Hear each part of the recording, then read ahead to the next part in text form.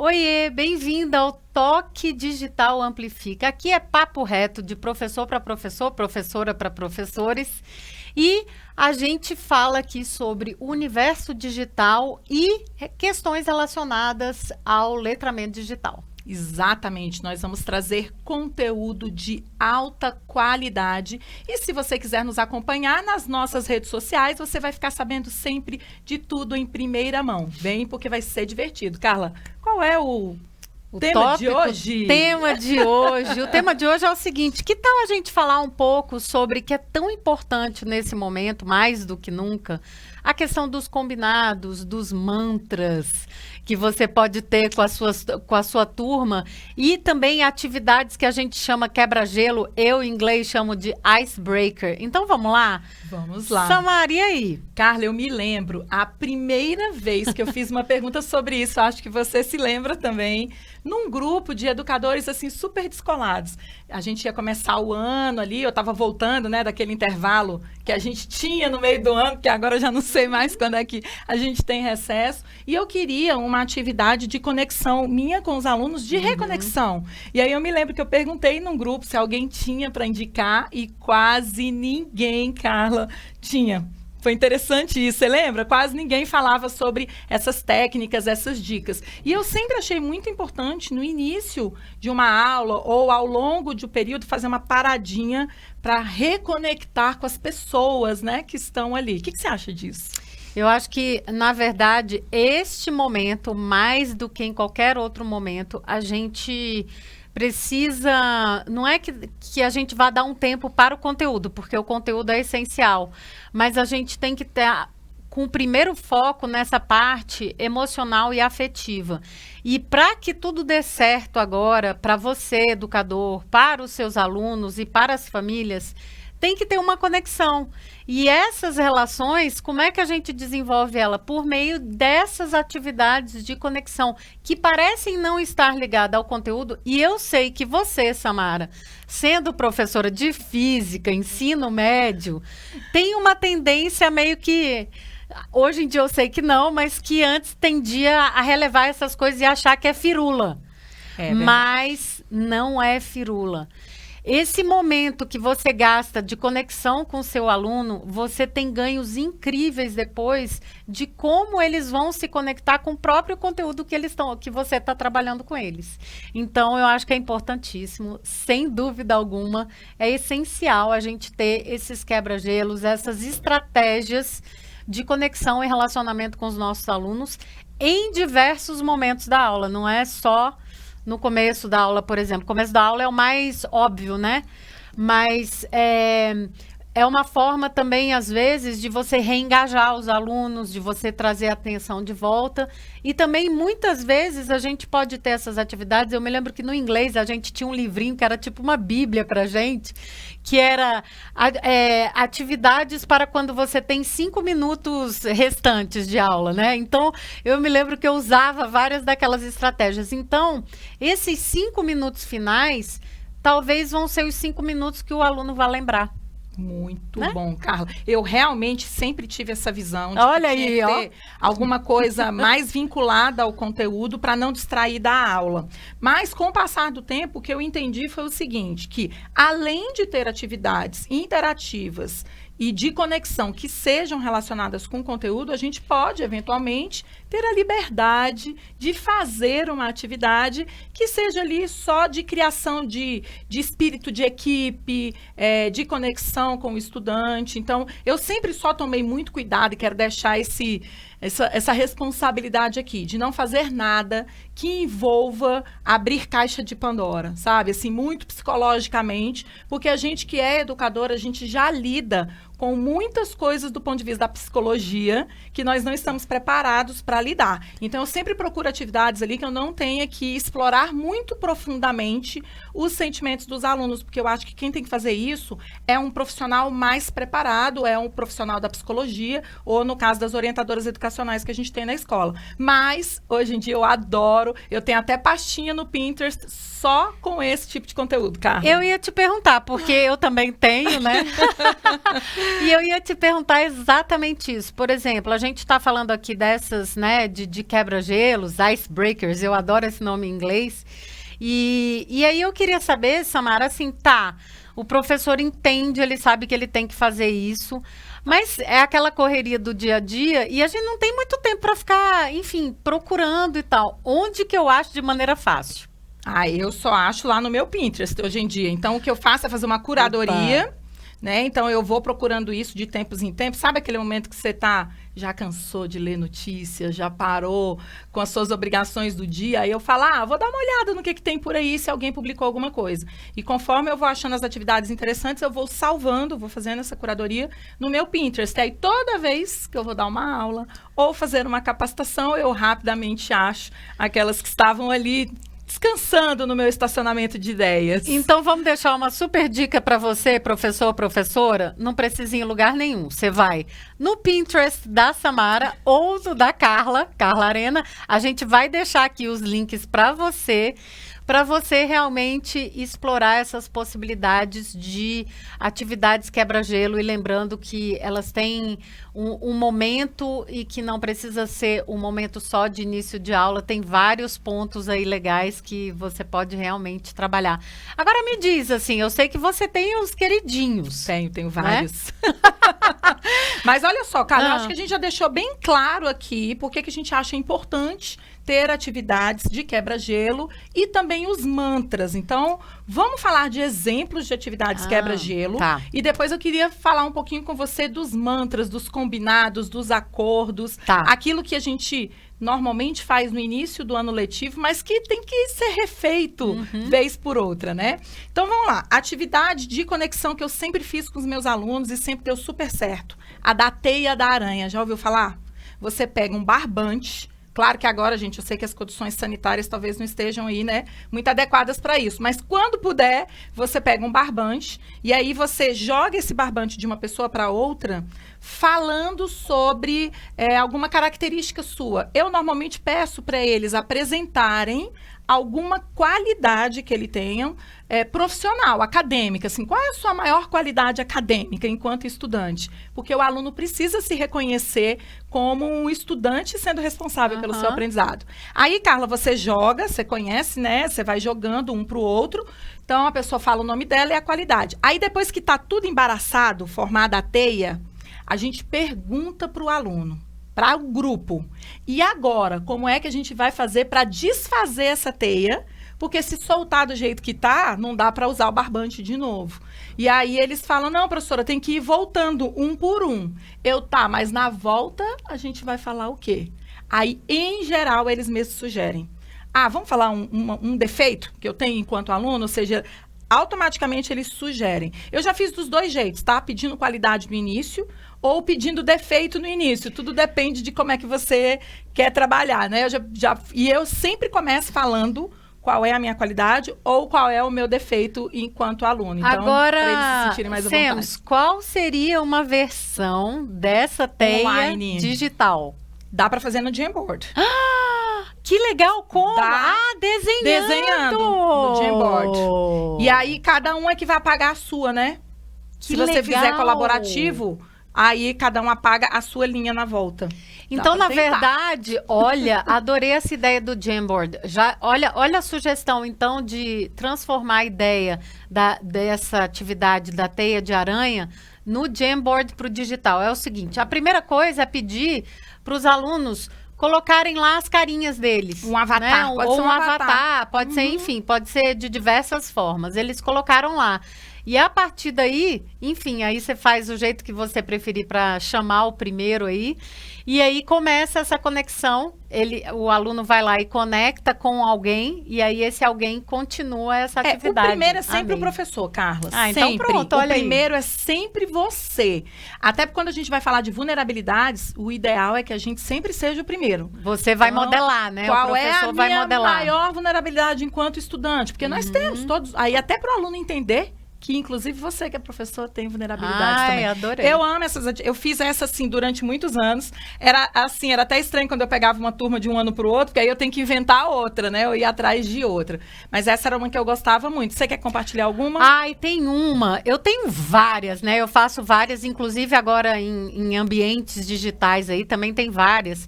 Mas tem uma atividade quebra-gelo que eu acho muito bacana, que pode ser no começo, no final, enfim, do seu encontro, da sua aula, que é o seguinte: você prepara, você deixa um slide super clean, assim, sem muita coisa, e aí você só coloca as instruções no primeiro slide, que é o seguinte: você tem que disponibilizar, cada um vai pegar o seu slide, vai duplicar o slide. Se, dependendo da turma, se eu já conheço, eu inclusive já duplico para facilitar e já deixo o nome. Eu tenho, na verdade, um master já, um slide que eu só pronto, copio. Que você vai deixar disponível aqui para a galera. Vou deixar. Esse eu tenho pronto. E aí você já pode até, se você vai ficar com a turma pelo ano, você já pode até colocar o nome dos alunos da turma. Até para te ajudar em termos de tempo, né? Beleza. Aí você pega e dá as instruções no primeiro slide, pode variar de várias formas, mas a que eu gosto é a seguinte: eu digo assim, você no seu slide tem que compartilhar um vídeo com o seu colega que faça o dia do seu colega mais feliz. Sensacional. Então, não é relacionado assim com conteúdo nada. E assim, vem de tudo, vem. Quando você está com o professor, ele vai ou pegar um desenho animado, às vezes vai colocar um TED Talks bacana e tudo mais. Com adolescente, você já faz o disclaimer que não pode ter pornografia. Isso. Entendeu? Com os que mais novos não precisa. Com adolescente, já fala, gente, é um vídeo, vocês sabem, né? Obedecendo os critérios da boa convivência, sem pornografia, sem alguma coisa que venha aí causar algum constrangimento, porque a gente sabe que o ambiente digital ele dá um pouco mais de liberdade aí. Com adulto a gente nunca teve problema, né? Não, e é isso, é ter os combinados já de cara, e você pode colocar isso nas instruções. E eu acho que o mais importante nessas atividades que a gente está mostrando aqui de quebra-gelo, te dando a dica, o principal é você não perder tempo com instruções. Então, se você já puder disponibilizar, por exemplo, se a gente está trabalhando no Jamboard, já deixa a primeira página do Jamboard com a instrução da atividade, tá? Para facilitar e dar, tipo, 1 minutinho para todo mundo ler e depois você explica, mas aí vai ser mais rápido. A mesma coisa nos slides. E essa dos slides, Samara, eu gosto muito porque ela vira uma playlist de vídeos bacanas, assim. Exatamente. Então, já traz aquela coisa de, poxa, num dia que você estiver mais chateado, vai lá nessa nossa playlist e pega uns 3 vídeos para você relaxar. E você pode deixar isso até como atividade para o aluno, principalmente nesse período agora que a gente está vivendo, né? E a mesma coisa você pode fazer com playlist, por exemplo, de Spotify, que eu gosto muito de fazer as playlists. Com a galera, é legal também. Se o pessoal não tiver Spotify, muitas vezes eu só pedia a música e depois eu montava a playlist quando dava, mas assim, idealmente você já faz colaborativo, para fazer com que o aluno realmente você se conecte com a vida do aluno de alguma forma, assim, sabe? Essa proximidade. Neste momento, o que a gente mais precisa é criar comunidade. Não tem jeito. Você não vai conseguir avançar muito no conteúdo, no que você precisa fazer, se você não tiver, e você já percebeu isso, se você não tiver esse senso de comunidade com os seus grupos. Perfeito, Carlota. O ano passado me veio uma muito parecida com essa sua, que na realidade é uma remixagem de compartilhar séries. Então, no começo da aula, durante 5 minutos, a gente discutia sobre alguma das séries que estavam na playlist de séries. E aí também a gente tinha um compromisso de assistir ali uma ou outra, quem pudesse assistir. Então, a galera adorou também, porque seriado, né, a galera super curte. Eu acho que agora, como a gente está num período de... as novelas voltaram, talvez você possa também trazer alguma coisa que tenha a ver com a realidade. O legal é estar sempre conectado com a realidade do aluno. Agora, Carla, eu quero falar de combinados. Eu chamo de contrato acadêmico. Você sabe que eu sou muito formal com relação a isso, né? Então, todo ano, ou todo período, ou de tempos em tempos, a gente precisa refazer os nossos combinados, os nossos mantras com os alunos. E eu sei que você tem uma visão, assim, bem diferente da maioria com relação a isso, até porque eu sempre compartilhei muito isso com você, que era uma dor. Eu sei que o que está combinado não sai caro e que quando você não deixa claro para os estudantes também quais são as regras de convivência naquele espaço, a coisa pode ser meio desastrosa depois, porque ele alega que não sabia que aquilo seria errado ou ofensivo. Então, eu vou deixar você falar, depois eu volto com mais perguntas. Ah, você deixou para mim, né, essa danada. É o seguinte, eu acho sim que a gente tem que ter os combinados, mas não precisa ser uma coisa... Porque eu sempre falo isso da questão da linguagem. E tem peso. Então, por exemplo, como é que você fala? Contrato acadêmico. Contrato acadêmico tem um peso, né? Mas é para ter mesmo. Contrato acadêmico. É para ter mesmo. Tem um peso. Mas eu acho que você pode continuar tendo um peso de uma forma um pouco mais leve até na linguagem. E aí, a gente sempre brincou, assim, da coisa dos combinados, de montar os combinados junto com a turma. Então... Quais são os combinados, eu não gosto nem de colocar as regras, mas quais são os nossos combinados e acordos da boa convivência? E principalmente agora no digital, né? Tá. Então, por exemplo, tem questões que antes a gente não abordava, que agora tem que ser abordadas. Por exemplo, a questão da imagem, do vídeo, aberto ou não aberto dos alunos. Do microfone, Do né? microfone. Como é que a gente vai lidar com isso de um jeito saudável, entendendo o contexto de cada aluno, não expor nenhum aluno, mas ao mesmo tempo... Por outro lado, entendendo a importância de, às vezes, o aluno abrir o vídeo. Então, como é que fica isso, né? Então, acho que esses combinados são mega importantes. E uma coisa que me vem à cabeça, que talvez seja bem legal de fazer com a turma, é fazer o manifesto da turma. Então, tem um manifesto muito famoso que a gente ama, chamado Host, que era de uma empresa, na verdade. E esse manifesto, hoje, ele é super popular, a gente vai deixar a referência aqui para você também. E esse do Host ficou tão famoso que ele virou um pôster, depois ele virou um vídeo, quadro, virou muita coisa legal. Então, a minha ideia talvez seja, nesse momento, tipo, fazer um manifesto da turma, que depois você pode extrapolar, inclusive, durante o ano aí, um manifesto de cada um. O manifesto da Carla, o manifesto da Samara, o seu manifesto. Então, assim, quais são as regras do jogo pelas quais eu estou vivendo este momento, sabe? Então, eu acho que talvez essa ideia do manifesto seja algo bacana de ser construído. E a gente já construiu alguns manifestos em grupo, colaborativamente, no Google Docs, que foi uma experiência super legal. E aí, no final, você coloca no Google Docs e tal, e os meninos vão colocando lá, e no final você pede voluntários para serem os editores desse manifesto e os designers também para colocar esse manifesto de um jeito bem legal. Verdade, verdade. Foi bem legal. Eu sempre, assim, percebi que a Carla tinha uma visão diferente da minha.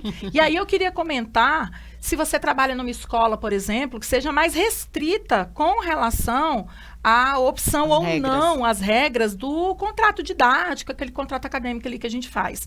Eu sempre disse o seguinte, Carla, que é importante ser feito, tá, gente? Então, assim, o jeito que você vai fazer, o jeito que você lida, talvez você tenha que combinar com a sua coordenação. Eu já trabalhei numa instituição, por exemplo, que a gente era obrigado a passar os slides do contrato didático do jeito que estava lá. Ipsiliteris. E uma coisa que me incomodava um pouco era que todos os professores tinham que fazer isso em toda a primeira aula. Então, para o aluno também ficava uma coisa muito repetitiva. Então, uma época, eu me lembro que a gente combinou que ia levar os alunos todos para o auditório e que isso ia ser feito lá, com eles, já para todo mundo ter uma noção, e que a gente, de vez em quando, só ia retomar. Então, assim, não tem problema se você trabalha numa instituição mais restrita com relação às regras do contrato didático. O que a gente sabe é que qualquer jogo... É importante que as pessoas conheçam a regra antes de começar a jogar. E se o estudante não conhece a regra, vai ficar muito complicado mesmo. Então, até videogame, você pode puxar isso aí, se você é gamer. Até jogo de videogame, a gente tem no início ali um storytelling, onde são apresentadas quais são as regras e quais são os objetivos que devem ser alcançados, né? Naquela fase ou naquela partida. Então, eu acho isso muito importante de ser feito, Carla. E com relação ao manifesto, eu acho que é um passo... super legal de dar, porque ele dá voz para o estudante. E aí isso para a gente tem sido também muito desafiador, porque a gente precisa dar voz para o aluno e ele precisa entender que ele também é corresponsável pelos combinados. Então aí fica, né, o manifesto, eu acho que é uma forma de fazer isso, mesmo que você esteja numa instituição que obriga a passar as regras, você pode fazer o manifesto depois. Com certeza, né? Você sempre fala, e eu tenho escutado muito isso, assim, apesar da gente ter várias regras e tudo mais institucionais e que a gente tem que seguir, quando a gente entra agora não fecha a porta da sala, né? A gente entra no Google Meet, por exemplo. Você abre a câmera. Abre a câmera ou vai lá no Zoom. A gente, na verdade, tem uma certa autonomia aí da forma como a gente vai conduzir, né, Samara? Então, tudo bem, você tem que fazer o contrato, beleza? Mas, poxa, não dá para fazer o manifesto ao longo do ano e construindo isso. E você falou uma coisa interessante de games. Na verdade, eu acho que vale muito também trazer isso no sentido de quais são as éticas do jogador de um jogo. Porque, na verdade, eles sabem que tem regras que são meio tácitas, que elas nem precisam ser ditas, que os jogadores sabem o que eles não podem burlar, o que pode ser feito quando você está em grupo. Eu tenho certeza que eles já vão vir com essas regras. Então, fica uma outra dica dessa construção com a sua turma, de trabalhar primeiro nesse mundo que é o mundo deles, dos games. Então, vai lá e alguém vai anotando quais são essas regras que existem aí no mundo dos gamers aí, quando você está jogando um joguinho. O que pode e o que não pode. E aí, em cima disso, fica mais fácil depois ele pensar em termos de sala de aula e sempre vale um lembrete. E acho que, enfim, independente da forma como você coloca o nome do contrato, do combinado, do manifesto e tal, isso muitas vezes a gente esquece de relembrar durante o ano. Então, como é que você, professor, pode trazer isso de diversas formas até para que isso seja normalizado? Quer dizer, que os alunos incorporem aquilo como com combinados, inclusive éticos da turma, né? Então, por exemplo, trazer um meme, um GIF de lembrete e tal, eu acho que é uma coisa legal de se fazer aí nas aulas para lembrar esses combinados e a sua vida ficar mais fácil. Carla, eu já ia te fazer essa pergunta. Que dicas que você daria para relembrar os combinados? Olha. Ainda mais agora, nesse período que a gente está híbrido, né? Assim, remoto, presencial, virtual, presencial e por aí vai. O que é interessante, e eu vi esses dias, achei muito bom. Dicas e boas práticas para o nosso encontro, ou dicas de boas práticas para a nossa aula. Você pode trazer isso, por exemplo, num slide fixo, ali, conforme a galera vai entrando, você deixa isso no slide fixo, dicas de boas práticas para o nosso encontro de hoje. E aí a galera vai entrando, vai lendo, você não precisa falar nada. Depois que todo mundo entrou, que você vai ali começar a aula, dá bom dia, você muda de slide, dá bom dia, porque aquilo fica... E aí isso tem muito a ver com uma coisa que o Google faz, que chamou muito a nossa atenção. No Google, você aprende em qualquer lugar, inclusive quando você está no banheiro. Então, assim, no espelho do banheiro, tem lá uma lista de alguma coisa que alguém programou. Não, dentro do sanitário ali tem também. Então, essa é uma ótima forma de deixar no subconsciente também aquelas boas... E olha a psicologia positiva aí, né? Dicas de boas práticas. Eu não vou ficar falando do que é ruim, porque senão fica fixado o que é ruim. Eu tenho que ficar falando do que é boa prática no encontro online. Então, eu acho que essa é uma das maneiras super legais de você revisitar as regras. E também você pode soltar no chat, de vez em quando. Você pode ter ali já esse texto digitado, com emoji. Se fez, Carla, um manifesto, você pode projetar esse manifesto no início da aula, para ele ficar ali também mais internalizado para o estudante. Então, eu acho que no online a gente consegue, tanto no chat quanto no slide fixo, enquanto a galera chega, trazer alguns lembretes. Você tem alguma dica para isso? Eu tenho dica sim, para a gente ir finalizando, né? Mas olha só, eu acho que a gente pode colocar, por exemplo, as regras do jogo de hoje. Boa. Se você colocar esse fato das regras do jogo, também já está mais próximo deles, né? Então, quais são as regras do jogo?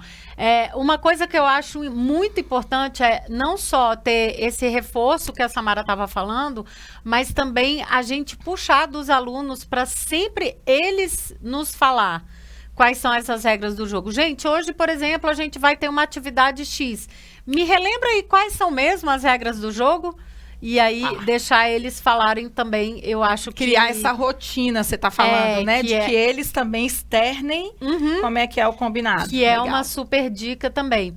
E eu tava pensando o seguinte, isso não faria parte do meu mundo, mas eu estaria disposta a tentar como eu tenho tentado fazer.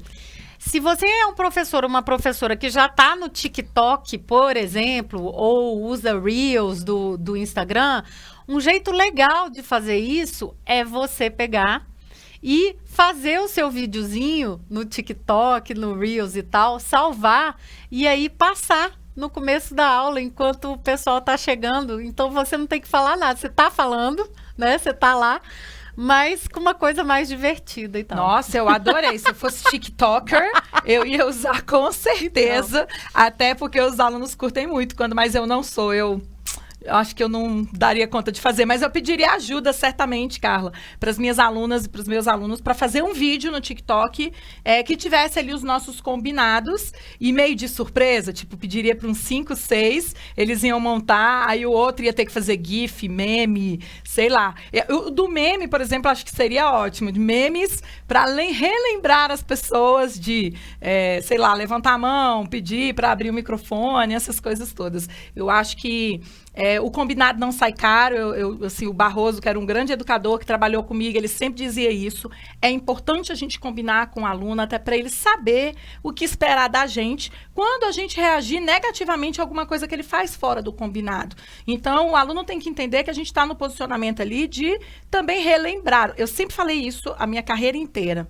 Você não precisa ser amigo legalzinho do seu aluno, tá? Você pode ser, não tem problema nenhum. Eu tenho ex-alunos, assim, que são amigos pessoais hoje em dia, mas você tem que ser alguém coerente com o seu discurso. Porque falar e não fazer é algo muito complicado. Aí o combinado vai sair caro, porque incoerência os meninos pegam assim, rapidinho, né? Então, fica aqui a nossa super dica, então, no episódio de hoje, de mantras, ice breaks, combinados e, claro, os links que a gente combinou vão estar aqui embaixo, né, Carla? Vão estar aqui para você. E se você curtiu, chama um amigo, uma amiga para estar aqui junto com a gente, ou no YouTube, no Insta e tudo mais. E você também deixa aí o seu like e se inscreva nos nossos canais.